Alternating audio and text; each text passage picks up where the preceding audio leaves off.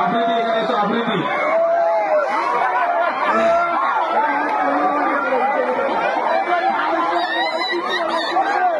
আচ্ছা বাবু,